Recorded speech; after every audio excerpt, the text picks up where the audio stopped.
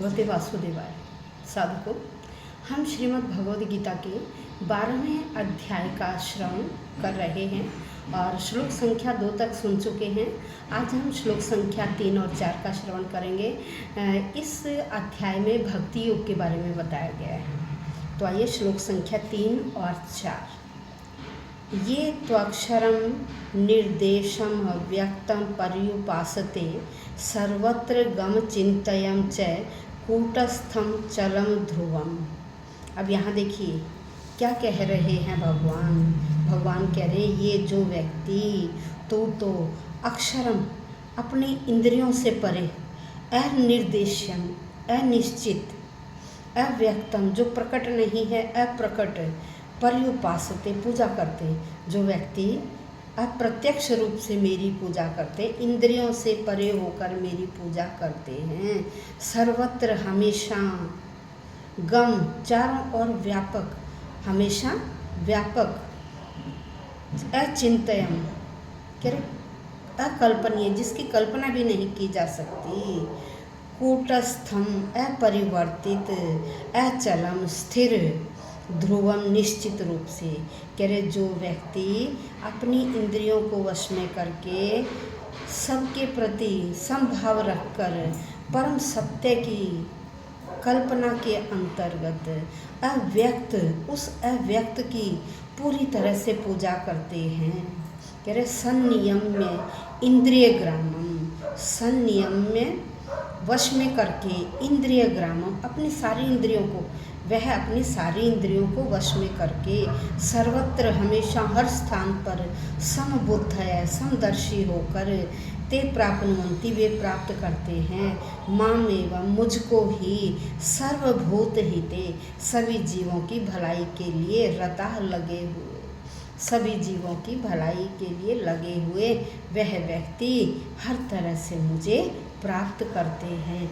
यहाँ भगवान कह रहे हैं कि जो अपनी इंद्रिय समूह को भली भांति वश में करके चिंतन में न आने वाले, सब जगह परिपूर्ण, देखने में जो नहीं आता है, जो प्रकट नहीं हो, दिखाई नहीं देता है, निर्विकार, अचल, अक्षर और अव्यक्त की जो उपासना करते हैं, वे प्राणियों की भलाई में लगे हुए सब जगह मुझे ही देखते हैं, क्योंकि वहाँ उनका जो अपनापन है वो बिल्कुल ख़त्म हो जाता है।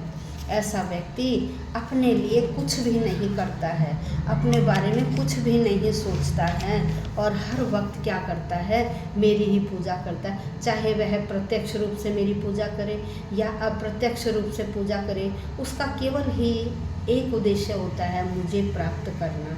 और ऐसे व्यक्ति अंत में श्री कृष्ण को प्राप्त होते हैं, चाहे वो इस जन्म के बाद प्राप्त हों या अनेक जन्मों के बाद उस भगवान की शरण में वह पहुंच जाते हैं। जब मनुष्य को अपने जन्मों का पूरा ज्ञान हो जाता है तो वह क्या करता है, भगवान की शरण में चला जाता है। उस समय उस व्यक्ति को अपने शरीर से कोई लगाव नहीं होता, अपने स्वार्थ के लिए कोई कार्य नहीं करता, केवल और केवल वह भगवान को प्राप्त करने के लिए, चाहे वह प्रत्यक्ष रूप से भगवान का नाम ले, चाहे वह अप्रत्यक्ष रूप से भगवान का नाम ले, और वह उसी की सेवा में लगा रहता है। उस भगवान को प्राप्त करना इन इंद्रियों के बस का काम नहीं है। इन इंद्रियों से व्यक्ति को परे होना पड़ता है। लोभ, मोह, माया, ये सब चीज़ें छोड़नी पड़ती है। जब व्यक्ति को अपनत्व का जो भाव है वह खत्म हो जाता है तो तब व्यक्ति को केवल और केवल वह भगवान ही दिखाई देते हैं। किसी भी तरफ देखें उन्हें कोई व्यक्ति दिखाई नहीं देता, वो सब भगवान का ही रूप दिखाई देता है।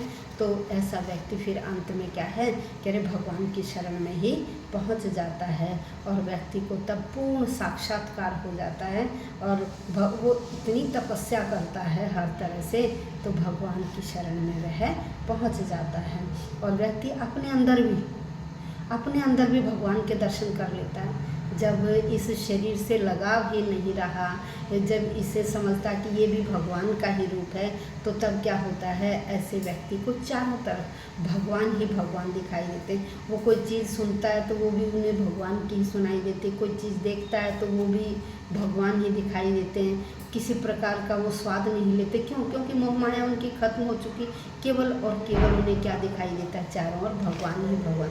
अपना इंद्रिय सुख तो वह व्यक्ति बंद कर देते हैं और उन्हें चारों ओर वही परमात्मा दिखाई देते हैं। ऐसा व्यक्ति न किसी से ईर्ष्या करता है, न उसे ये दिखाई देता कि ये इंसान है, ये जानवर है, ये पक्षी है। उसे तो केवल और केवल वही पर ब्रह्म दिखाई देता है। जानवर में भी वही पर ब्रह्म दिखाई देता है, इंसान में भी वही पर ब्रह्म दिखाई देता है और पक्षी में भी वही पर ब्रह्म दिखाई देता है। लेकिन सामान्य व्यक्ति के लिए, सामान्य व्यक्ति इस आवरण को नहीं हटा पाता है और सामान्य व्यक्ति के लिए क्या है, निराकार की जो अनुभूति है वह बहुत कठिन है। सामान्य व्यक्ति ऐसा नहीं कर पाता है।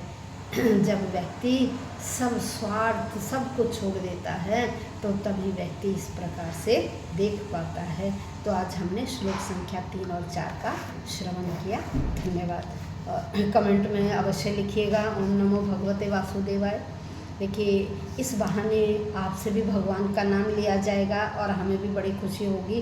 वीडियो पूरी देखिए क्योंकि हमारे 11 अध्याय कंप्लीट हो चुके हैं। ऐसा दुर्लभ ग्रंथ जिसे दुनिया के अन्य कोनों में बैठे हुए व्यक्ति भी इसे सुनना चाहते हैं, तो हम अपने इस ग्रंथ के रस का पान क्यों न करें। हमें अवश्य इसके रस का पान करना चाहिए। प्रतिदिन सुनिए, अपने बड़े बूढ़ों को भी सुनाइए और अपने बच्चों को भी इस ग्रंथ के बारे में बताइए। धन्यवाद।